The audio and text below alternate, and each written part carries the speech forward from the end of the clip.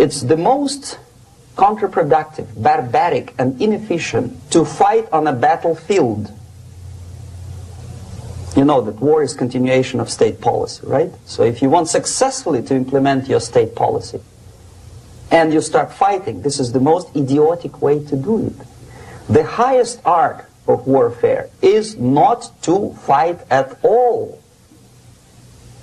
but to subvert anything of value in the country of your enemy, until such time that the perception of reality of your enemy is screwed up to such an extent that he does not perceive you as an enemy, and that your system, your civilization, and your ambitions look to your enemy as an alternative, if not desirable, then at least feasible. Better red than dead.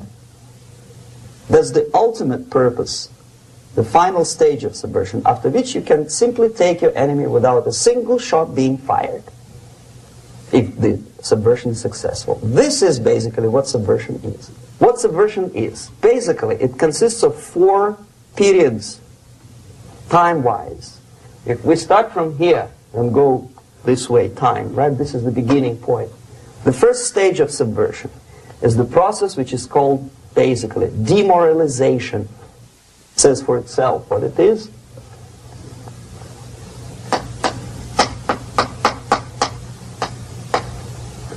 It takes from, say, 15 to 20 years to demoralize a society. Why 15 or 20 years?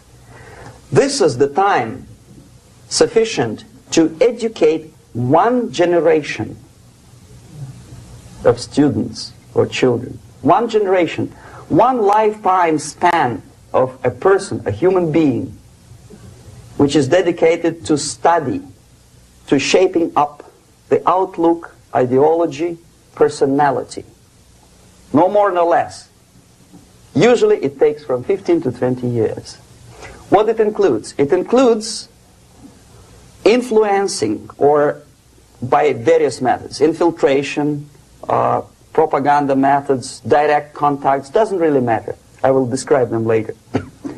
Of various areas where public opinion is formulated or shaped.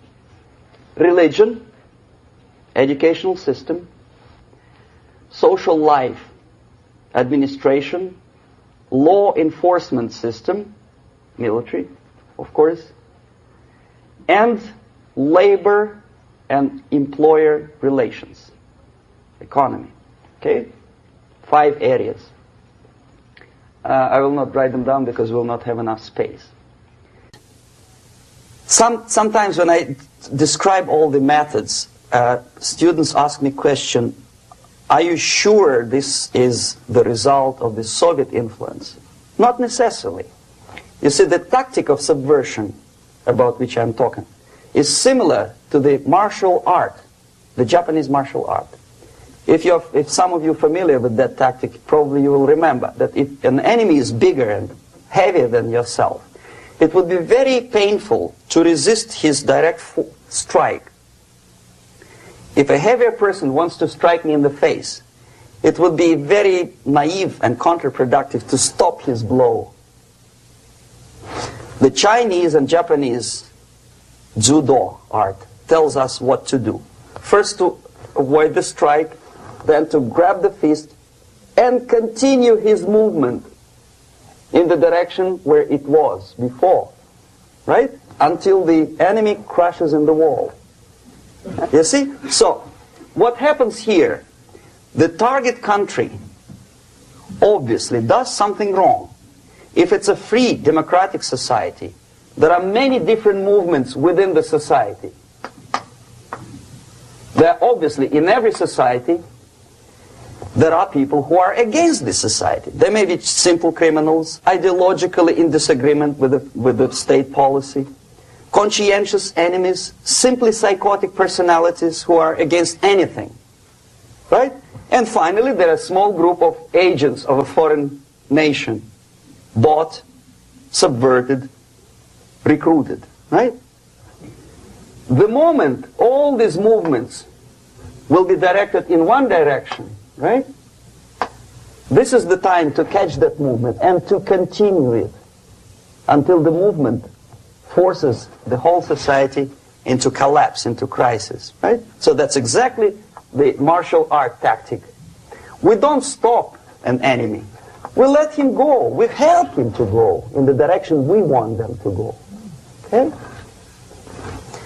So, on the stage of demoralization, obviously there are tendencies in each society, in each country, which are going to opposite direction from the basic moral values and principles. To take advantage of these movements, to capitalize on them, is the main purpose of the originator of subversion. So we have religion, we have education, we have social life, we have power structure, we have labor relations, unions, and finally we have law and order. 1, 2, 3, 4, 5, 6. Okay? These are the areas of application of subversion. What it means exactly? In case of religion, destroy it, ridicule it, replace it with various sects, cults, which bring people's attention, faith, whether it is naive, primitive, doesn't really matter. As long as the basically accepted religious dogma is being slowly eroded and taken away from the supreme purpose of religion, to keep people in touch with the supreme being, that serves the purpose. Therefore, replace it, accepted, respected religious organizations with fake organizations. Distract people's attention from the real faith and attract them to various different faiths. Education. Distract them from learning something which is constructive, pragmatic, efficient. Instead of mathematics, physics, foreign languages, chemistry, teach them history of urban warfare, natural food, home economy, your sexuality, anything, as long as it takes you away. Okay? Social life. Replace traditionally established institutions and organizations with fake organizations. Take away the initiative from people. Take away the responsibility from naturally established links between individuals, group of individuals, and society at large, and replace them with artificially, bureaucratically controlled bodies.